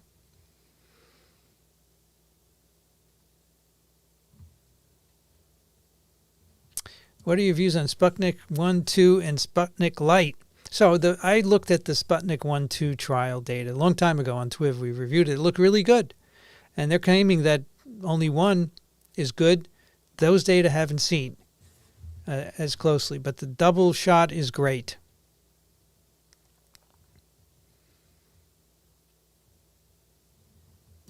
Risk versus benefit. What's the benefit? Just tell me what the benefit is. Because I agree there's very little risk of a booster. But what is the benefit? Not a theoretical benefit. Show me the data for the benefit. There are none. That's all I'm saying. If you want a boost, go get it. I'm not telling you not to get it. But if you ask me my thoughts, I'm going to tell you them. But then don't argue with me without data. You just don't have data saying a booster is what we need. It's all a hypothetical scenario.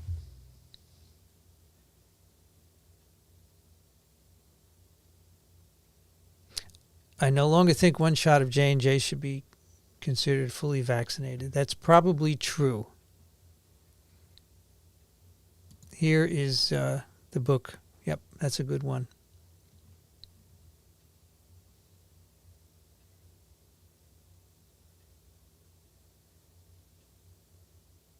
And Amy is gone, but here's a good comment on our thoughts about the Earth's rotation. You can slow down the Earth's rotation.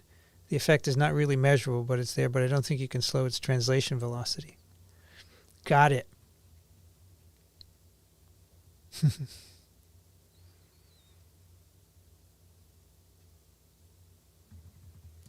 Take on the Sputnik over increased risk for contracting HIV. So I think that's a theoretical risk because adenoviruses stimulate a good T-cell immunity, and T-cells are what HIV reproduces in. And so in one of the vaccine trials for HIV, they actually saw increased HIV in recipients of the vaccine, possibly because of that. So this may be what is fueling this controversy. So I don't think it's an issue. Has anyone heard about the Delta in Saskatchewan? Listen, just get vaccinated. You'll be fine. How does exposure compare with asymptomatic? So an asymptomatic infection is an infection. It's not just an exposure. The virus is actually reproducing in you. You can measure it. You can measure the antibody response. You just don't feel anything. So symptoms are what you feel. But signs can be measured, and there are certainly signs in asymptomatic infections. Why care about exposure if there are no symptoms? Because exposure will give you a positive PCR test. That's Amy's point. And if you're saying this person or that person is infected by a positive PCR, you're not right if it's just an exposure and the virus isn't actually reproducing. That's the reason.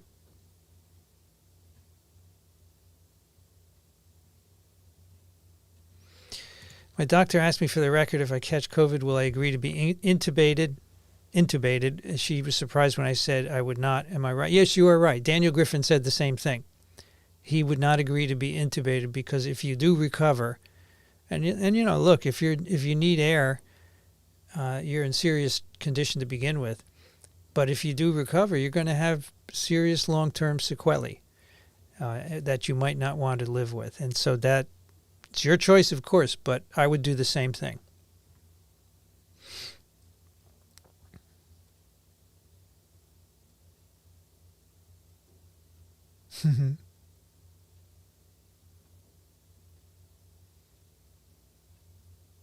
Why do you think there's so much vitriol in the dialogue between vaxxers? I don't know. That's a good question. I always lament that because, look, between you and I here, I get cranky, but it's only amongst friends.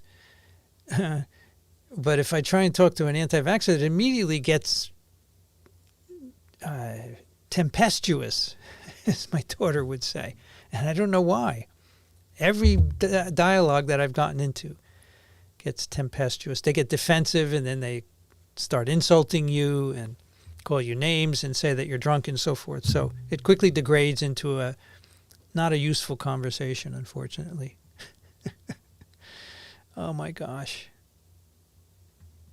Is Amy half Italian or from New York? She's not half Italian. She's 100% Jewish, and she's from New York City.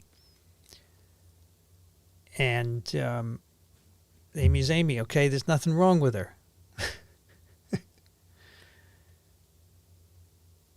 I think Amy could do a lot of things. She could be a radio host, yeah.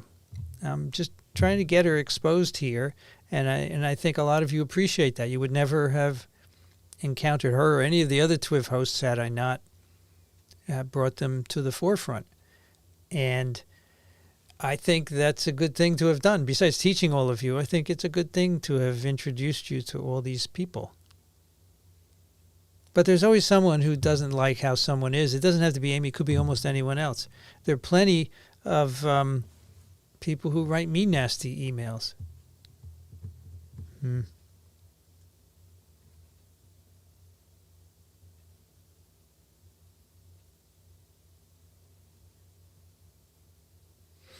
Can you send Amy shoes? You have to ask her. She loves shoes. Thank you, James, for your contribution. You guys seem to have fun here. When the antivirals are approved, how long? They say they can make many, many doses quickly. So they should be rapidly. And they're trying to figure out a distribution system that's equitable, right, to get them into the hands of local hospitals and physicians so they can be distributed quickly. That is what Daniel has said. So hopefully that's true. They had an antibody test, 0.63 units per mil. They said 0.8 was a positive. So they have they have a cutoff. Units, an international unit is so much neutralization activity. The exact amount I can't tell you offhand, and it's been decided that 0.8 would be the cutoff. So 0.363 may be, but below 0.8 is noise. It's background or it's very low. And frankly, I don't know what that's based on because we don't know how much antibody is protective. So I suspect that this all has to do with just the signal-noise ratio. I don't ignore anyone's questions, by the way. Some people accuse me of doing that, but I'm just going through trying to find them here as I'm talking to you. Should pregnant women be made to get the vaccine? Well, I don't think you should make people get the vaccine. Some employers do. It's their business. Pregnant women should get the vaccine. It should be recommended to them because not only will it protect them, because pregnant women can have more severe COVID, but it will protect the baby because the antibodies will cross the placenta. What's the probability of becoming infected from speaking to an individual for a few minutes that had no symptoms but 48 hours later had symptoms? So are you vaccinated? If you're vaccinated, the probability is very low. And, the onset of symptoms more or less correlates with the peak of virus shedding. So that person could have been very close to the peak of virus shedding in that 48 hours beforehand. But again, only 80% of infections are caused by 20% of people. So that's a low probability you have there of being infected just by anyone. So and especially if you're vaccinated, wearing a mask, I think the probability is very low.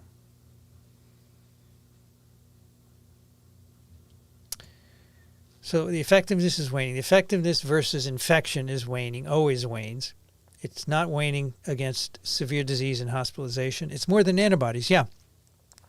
The antibodies go down, but you're still protected against severe disease because you have T cells that protect you. Those are the ones that protect you against severe disease and death. The antibodies prevent infection and contribute to survival, but the T cells are really the ones that do that for you.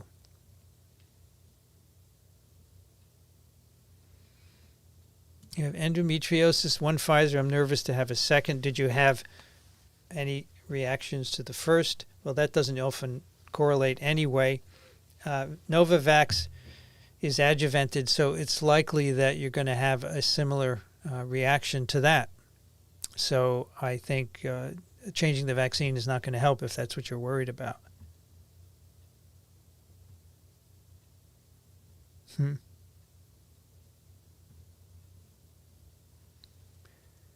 So don't be upset if I skip your question. How come there's a rise in COVID? Well, there are a lot of people who are still unvaccinated, and people get together, and the fall when students went back to school, that was the cause of one rise. The summer, of course, before that was a cause for another rise. Now the holidays are going to be a cause for another rise, and it varies by state. So, but it's really driven by unvaccinated people.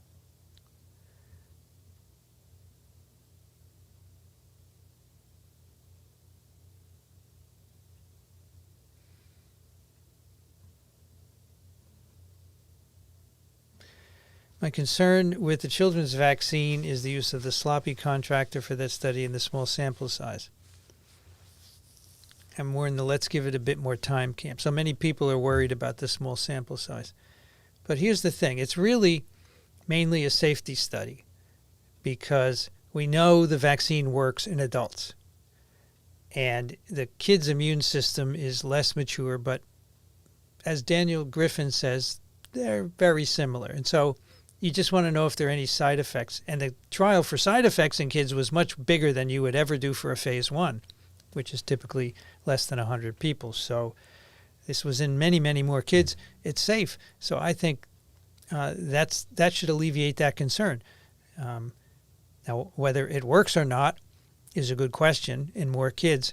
But as I said, it's likely to be fine. So I don't think that it's an issue. If it were my kid, I would go forward. I hate the term natural selection. The term was used in my son's genetic testing, and I can appreciate the science perspective, but as a parent, it makes me cringe. Yeah, it's an old word, right?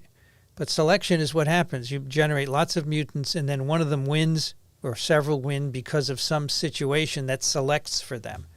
You don't really need the term natural, but that's what Darwin and others called it, and it's stuck.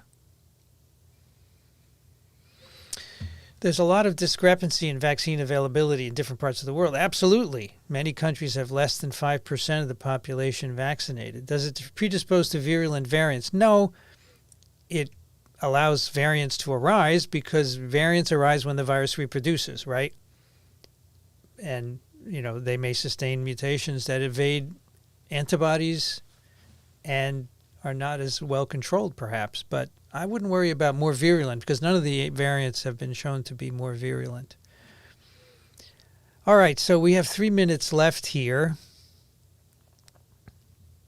I want to just go through and thank our contributors before I say goodnight. And I know that I didn't get all your questions. I noticed that the number of people has rapidly declined from last week. Wow, it's about in half. So there you go. That's the effect of the waning the so-called waning pandemic. Let's see. Thank you for your contribution, H. Sue. Really appreciate it. Thank you, Justin, for your contribution. I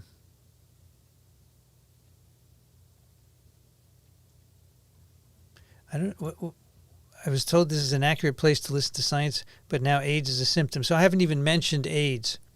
Okay? You're hearing a conversation that's going on. Yes, AIDS is a symptom of infection with HIV-1. I don't know why you would doubt that at all. Thank you, Marge716, for your contribution. Really appreciate it. And we do have an HIV/AIDS lecture. I saw someone ask that.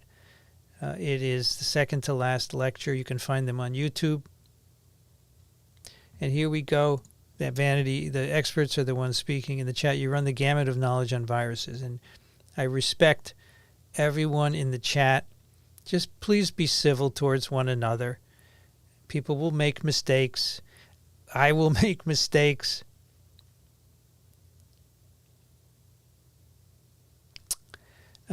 Just chill. We'll figure it out in the end. Jerome, thank you for your contribution. Really appreciate it. If you haven't had your question answered, come back next week. It's hard to get through everyone, even when there are 360 people. Can you imagine when there were 650? It was even harder. Thank you, Sylvia, for your contribution. I'm not 100% clear about your explanation about the booster. Well, I've gone through it a lot tonight, so maybe you caught some of that after your comment. But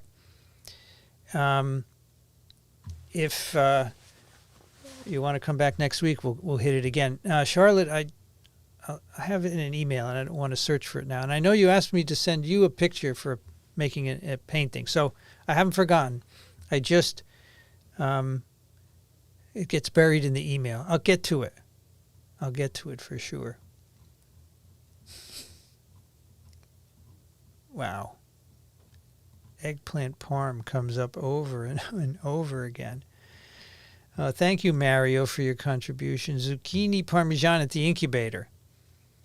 Yeah, but if you want to visit and bring something, that's cool. We got a big table we can eat at. You can bring a bottle of wine. The incubator is not a alcohol-free zone. Well, there's never actually been alcohol yet in the incubator, but it's only 6 months old. But I'm okay. I'm okay having wine at the incubator or whatever your beverage of choice might be. Susan, thank you for your contribution. Really appreciate it. Were there 592 viewers at a point? Really? Well, that makes me feel better. I thought that we never got above 400. Oh, I'm looking at the likes. I'm sorry. You're right, Questella. I was looking at we have 584 viewers at the moment. I take it all back. I shouldn't even worry about it, right? Because as Amy says, 5 people are enough. Can you imagine the conversation we could have with 5 people? Well, we have 150 people, 200 people in the Virology Live. And that's a great conversation also. So, all right, it's time for me to go have a drink, right? I need to have a Bourbon Rocks. I'm out of wine. Bourbon Rocks will do. And I want to thank all of the mods for being here tonight. Really appreciate your work. Press the like if you haven't done so yet. Get over 400 before I say goodnight. You're at 377. Go for it. The like button is just below the video window. Hey, I love you all. How do you do that with the heart? Like that, right? I love you all. It's a crooked heart. Even people who say it, I know squat. Love you all. I love that you come here and ask questions and just chill and talk with each other. Nice little community. And I think that should endure, right? Thanks, everybody, for coming here. Thanks for your questions. We'll be back next week on Thursday, okay? One shot Thursday because I have a thing on Wednesday. See you next week. 397. There we go. 400. Good night, everybody. See you next time.